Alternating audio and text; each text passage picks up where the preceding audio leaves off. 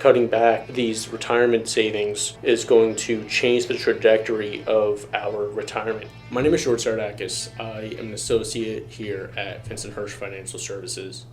Today we're going to take a little bit of a look at a recent Yahoo Finance article that was written by Carrie Hannon, which talks about recent poll data that shows Gen Z workers cutting back and some even stopping the savings towards their retirement plan and their retirement savings.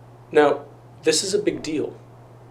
When we start to save for retirement sooner, it allows the dollars that have been invested to have more time to grow and compound, meaning that the $1 that's saved today can grow to 2, then 4, then 8, then 16 over the course of our working years. Whereas if we invested that dollar 10 years later, we're not going to get the same number of compounding periods as we would have if we had started sooner. We may have to invest $2 or $3 later to kind of get the same return as we would have gotten had we started saving that $1 10 years prior.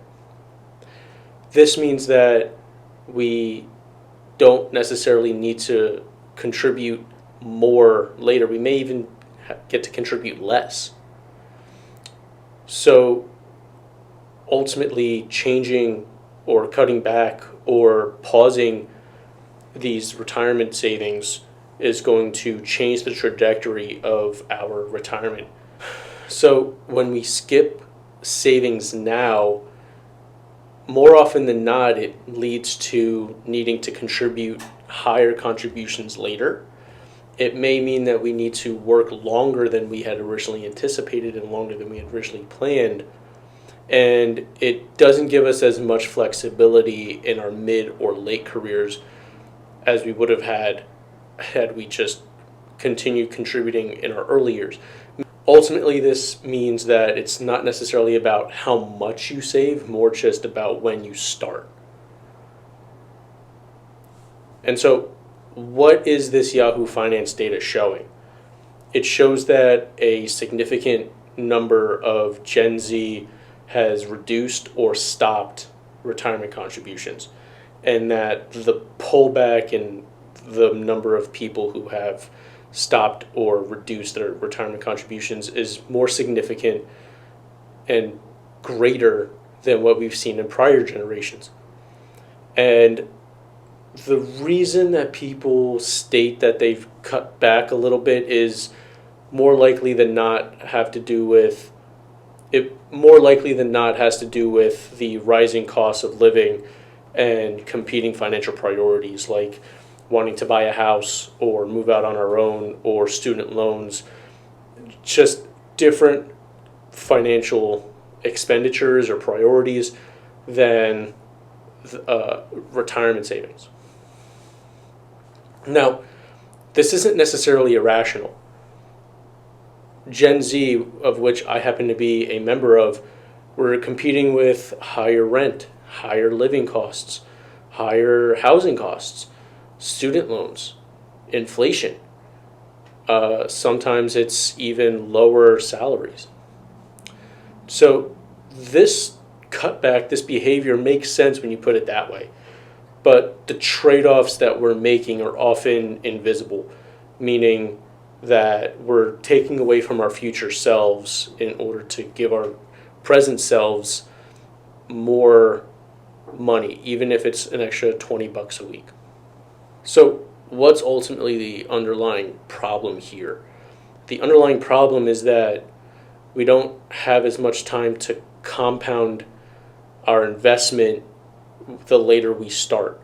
So compounding rewards time, not necessarily perfection or how much we contribute. Think of it like a snowball. The sooner the snowball starts forming when it's up the hill, the bigger it's going to get down the hill. Whereas if we start with the same amount of snow, probably midway down the hill, yes, it continues to form a snowball, but that snowball is smaller than it would have otherwise been had we started maybe 10 feet above. So reducing contributions early means that we have to increase contributions later because we didn't start small now. And that raises the risk of not meeting our future savings goal, especially if life didn't necessarily go as planned.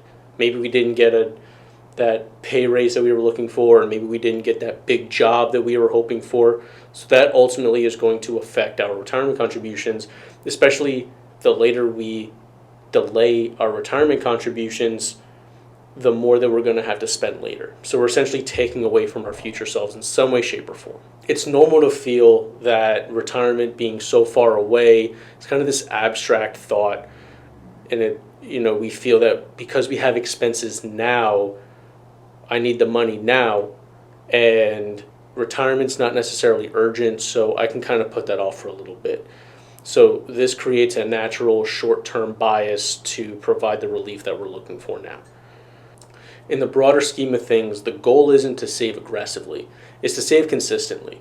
So even if it's a matter of $20 a week or $100 a month or whatever that goal is to be consistent about it, not necessarily needing to dump 50% of our paycheck into our retirement, but just having a little bit of contributions here and there to kind of help, especially if it's a nominal amount of money that we're not necessarily going to miss now. And we can always adjust our spending behavior accordingly. So what can we actually do? So we don't necessarily need to aim for perfection. We just need to do something. Again, $20 a week, $100 a month, whatever that may be, that ultimately over time is going to help us later, and it's not necessarily any significant amount of money that we're going to miss now. We have to be able to contribute to at least take advantage of the employer match. That's a big deal. What happens is when we contribute to a 401k, more often than not, our employer will match those contributions. And so if our employer matches, let's say 5% of our salary, and we're contributing 2%, then we're only getting matched on 2%. Whereas if we contribute 5% of our salary, and our employer will match that 5%, now we're getting full 10% of our salary going to our retirement. And that's a lot better than either doing less or not doing anything at all. We want to be able to take advantage of what's being offered to us.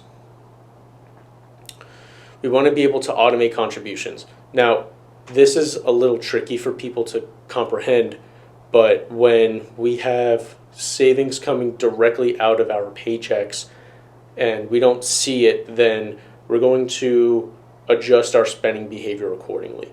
Whereas if we make the manual effort to make the contributions, then that becomes a second thought. So we naturally will spend what we are making, and then the saving to retirement becomes an afterthought, and we don't necessarily want to take those steps because we may not have it either. We want to be able to separate cash flows from retirement decisions. And again, this gets to this kind of touches on the automated savings, where we can live off of the money that's coming in our net paycheck after we've contributed to our retirement, and from there we can maybe build a separate saving fund where if we need to pull money for any emergencies or anything like that, we can pull it from there rather than feeling like we need to reduce our retirement contributions. Having that emergency bucket is a big deal, especially to our future selves. Our future selves are going to thank us because we didn't pull from our retirement. And then finally, if we're able to afford it, over time, gradually increasing our contributions. Now, this isn't a mandatory step to take, but it is one that we can take later on if we're able to afford it. Our lifestyles don't really change, and we're not necessarily going to miss the extra couple bucks a month. We can always make additional contributions to retirement. And then later on, we can always pare that back down.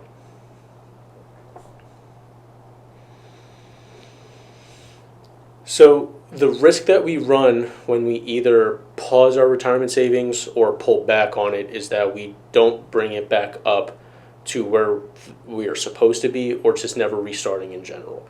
without some kind of outside help from a professional.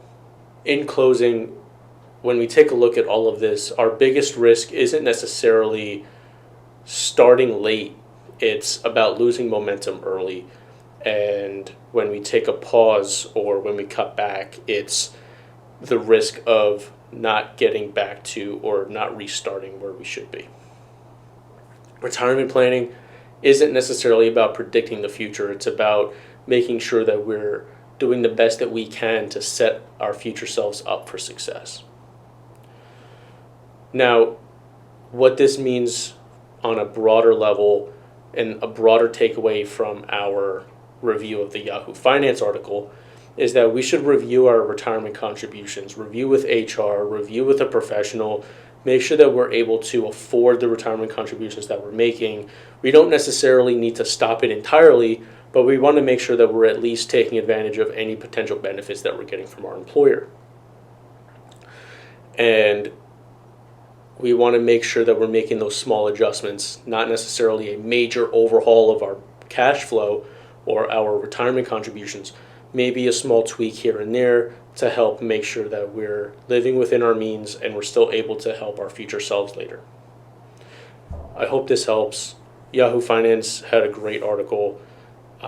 We read it over here and we were kind of shocked about the takeaways and the findings. So I hope this helps. If anyone has any questions, please don't hesitate to leave a comment below. And I look forward to speaking with you all in the next video. Thank you so much.